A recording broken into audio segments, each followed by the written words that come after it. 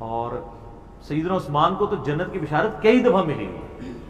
جامعہ ترمذی میں مسند احمد میں حدیث موجود ہے، جب باغیوں نے ان کو گھیر لیا، محصور کر دیا. آج میں اس ٹاپک کی طرف نہیں چل رہا، وہ ایک علیحدہ سے ایک سٹوری ہے، ادھر پھر کئی اور چیزیں بھی آئیں گی، میں وہ مزہ کرکرا نہیں کرنا چاہتا. سیدنا عثمان رضی اللہ تعالیٰ عنہ کو مسجد میں جانے سے روک دیا، میٹھا پانی آپ کے گھر پہنچنے سے روک دیا گیا. تو آپ گھر کی چھت پہ کھڑے ہوئے اور انہوں نے خطاب کیا جو لوگ وہاں پہ ان کو گھیرے ہوئے تھے. ترمذی میں پورا ڈیٹیل خطبہ موجود ہے. مشکات میں آلموسٹ آپ کی ساری حدیثیں حضرت عثمان کے چیپٹر میں آپ کو تیسری جلد میں مل جائیں گی.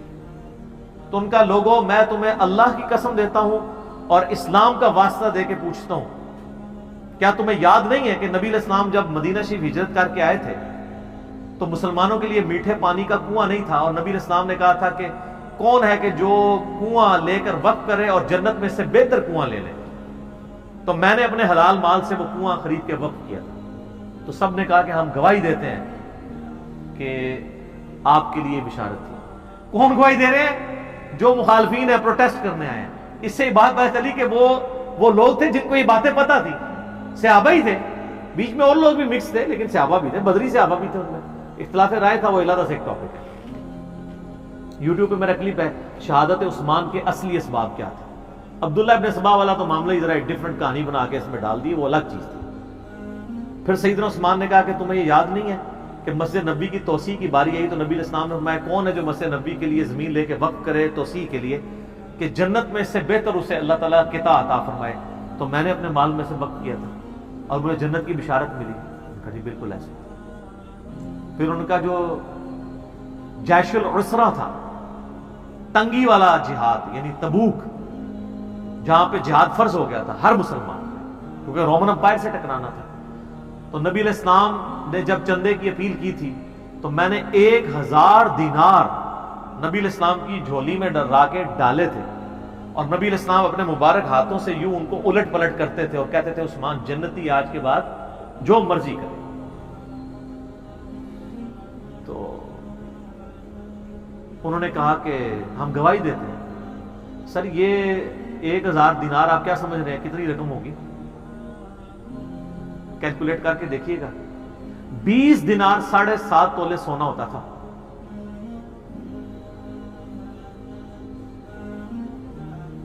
تو 7.5 تولے کو 50 سے ضرب دیں،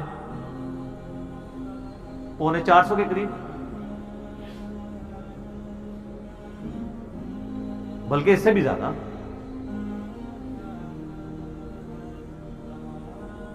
50 کو ضرب دیں 7 سے، 700,350 اور اوپر والا بھی کر لیں، یعنی تقریباً 400 کے 350 زیادہ بن جائے گا نا، 7.5 ہے، 450 کے قریب سمجھ لیں. 450 تولہ سونا. اور آج کل کیا ریٹ چل رہا ہے؟ 70,000 ہے. ہاں تو یہ 2.5 کروڑ سے زیادہ رقم بنتی ہے آج کی. اگر 70 لگائیں گے تو جا کے گھر حساب کر لیجیے گا. 2.5-3 کروڑ رقم بنتی ہے جو حضرت عثمان نے غزوہ تبوک کے موقع پر دی ہے. اور نبی علیہ السلام نے جنت کی بشارت. انہوں نے کہا ہاں جی بالکل آپ کو جنت کی بشارت ملی تھی اس بات کے اوپر. تو انہوں نے کہا تم مجھے نہ اب یہ یعنی بشارتیں گنواتے جا رہے تھے، اور حضرت عثمان کہہ رہے تھے دیکھو مسجد میں نے وقف کی، مجھے مسجد میں نماز نہیں پڑھنے دے رہے ہو. کنواں میں نے لے کے دیا اور مجھے میٹھا پانی نہیں، مجھے کڑوا پانی پینا پڑتا ہے، مجھے تم پانی تک نہیں جانے دے رہے ہو، اور تم مان بھی رہے ہو ان چیزوں میں مجھے جنت کی بشارت ملی ہے. پھر حضرت عثمان نے چوتھا اور آخری سوال کیا کہ کیا تمہیں یہ حدیث نہیں پہنچی ہے؟ اور یہ حدیث بخاری میں بھی ہے، ترمذی کا یہ والا حصہ، کہ نبی علیہ السلام ایک دفعہ غارے پہاڑ ہیرا کے اوپر چڑھے، ہیرا پہاڑ کے اوپر. حضرت ابو بکر، عمر اور حضرت عثمان یہ ساتھ تھے نبی علیہ السلام. 4 بندے تھے یہ ٹوٹل. تو پہاڑ جو ہے وہ جھوم پڑا، ہلنا شروع ہو گیا. وہ تو بخاری مسلم حدیث ہے. ہیرا ایک پہاڑ ہے لیکن ہم سے محبت، وہ احد پہاڑ کے بارے میں آتا ہے. احد ایک پہاڑ ہے، ہم سے محبت کرتا ہے، ہم بھی اس سے محبت کرتے ہیں. بعض روایتوں میں احد کا ذکر ہے، بعض میں ہیرا کا ذکر ہے. بال الٹیمیٹلی یہ ہے کہ نبی علیہ السلام نے فرمایا کہ اے پہاڑ تھم جا، اس وقت تجھ پہ 1 نبی، 1 صدیق اور 2 شہید ہیں. دو شہید کون؟ حضرت عمر اور عثمان. جو مسلم کی حدیث ہے اس میں یہ ہے کہ حضرت علی بھی تھے، طلحہ بھی تھے، زبیر بھی تھے.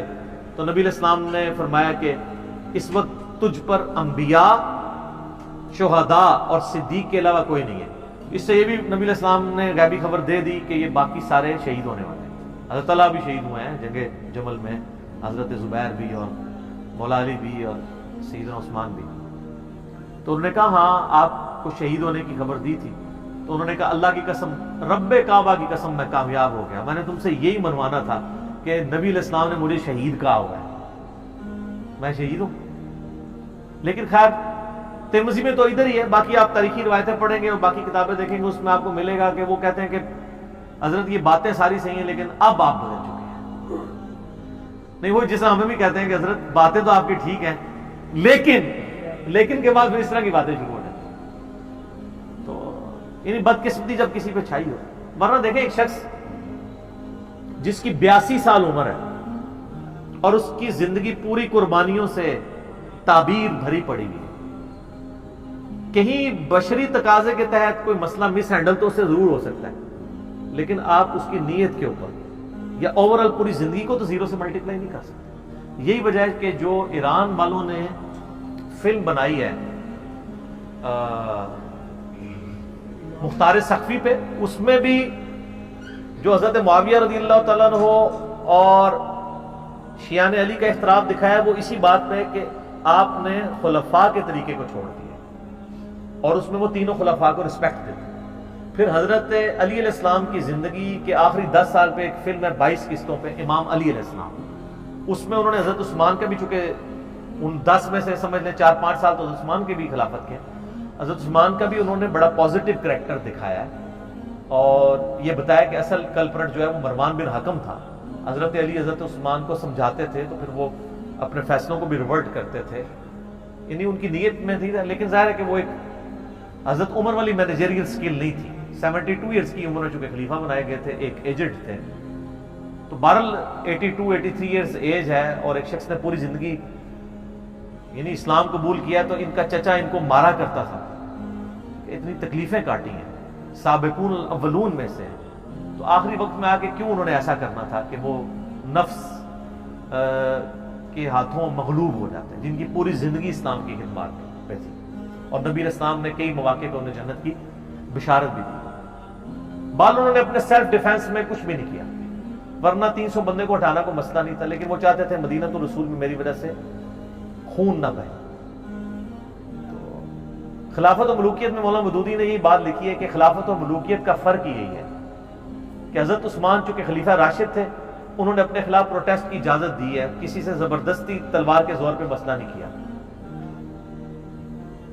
اور دوسری طرف امیر شام کے بارے میں کہ وہ تلوار کی نوک پہ انہوں نے اپنے بیٹے کے حق میں لوگوں کی بیعت کروائی. حضرت علی کی تو تلوار اٹھانا مجبوراً تھی نا، کیونکہ وہ حضرت علی کی ریٹ آف دی گورنمنٹ کو تلوار لے کے انہوں نے جتھا بنا کے چیلنج کیا تھا. وہ تو معاملہ ایک ڈفرنٹ تھا اور اس کے پریڈکشنز بھی تھی. نبی اسلام حضرت علی کے ساتھ کھڑے تھے. تو سیدنا عثمان رضی اللہ تعالیٰ نے اپنے لیے خون نہیں بہایا، قربانی دی. ترمذی میں حدیث موجود ہے، حضرت عثمان کہتے ہیں کہ مجھ سے نبی علیہ السلام نے ایک عہد لیا تھا، میں اس عہد پہ قائم کہ میں نے صبر کرنا ہے. اور ترمذی میں یہ ہے کہ نبی علیہ السلام فرمایا عثمان اللہ تعالیٰ تجھے ایک قمیض پہنائے گا، کچھ لوگ اتارنے کی کوشش کریں گے، تم نے قمیض نہیں اتارنی یہاں تک کہ مجھے آ کے ملنا، یعنی مر کے میرے پاس پہنچاؤ گے.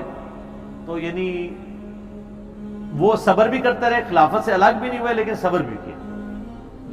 پھر ان تکلیف سے آپ کو ظاہر ہے ایک پوری داستان ہے گزرنا پڑا. پھر ترمذی میں ایک حدیث موجود ہے کہ نبی علیہ السلام نے فرمایا کہ فتنوں کا دور ہوگا، اس فتنے کے دور میں یہ شخص ہدایت پہ ہوگا جو سامنے جا رہا ہے. تو وہ صحابی کہتے ہیں کہ وہ جو شخص جا رہا تھا اس نے اپنے سر پہ چادر اوڑھی ہوئی تھی، تو مجھے وہ نظر نہیں ہے کون ہے. تو میں آگے جا کے چادر ہٹا کے دیکھا تو حضرت عثمان تھے. تو پھر میں نے حضرت عثمان کا چہرہ نبی علیہ السلام کی طرف کر کے کہا یا رسول اللہ اسی شخص کے بارے میں آپ کہہ رہے ہیں. انہوں نے پورا وہم کر دیا کہ حضور نو پلیکھا لگ گیا ہوئے. تو انہوں نے ان کا چہرہ بھی نبی علیہ السلام کی طرف کر کے کہا، آپ فرمایا ہاں. تو اسی وجہ سے ہم ان کو خلیفہ راشد مانتے ہیں اور ان کی بے احترامی کسی طریقے سے بھی ایکسیپٹیبل نہیں ہے. جو کچھ اسلام کے لیے ان کی خدمات ہیں وہ اور جس لیول پہ انہوں نے یعنی کوئی موقع نہیں جانے دیا قربانی کا. اسی لیے ہم مسلمانوں کے ہاں ایک چیز رناؤنڈ بھی ہے نا کہ اگر اللہ تعالیٰ کسی کو دولت دے تو پھر حضرت عثمان غنی رضی اللہ تعالیٰ عنہ والا جگرا بھی دے کہ وہ اتنی زیادہ دولت اللہ تعالیٰ کی راہ میں قربان بھی بندہ کر سکے. کہنا تو آسان ہے لیکن بڑا مشکل کام ہے, بہت مشکل کام ہے. تو یہ سیدنا عثمان کا ایک ویژن تھا جی. 695 نمبر حدیث سے کہاں بات چلی گئی کہ انہوں نے کہا نمازیں ان کے پیچھے پڑھو, نمازوں میں ان سے الگ نہ ہو.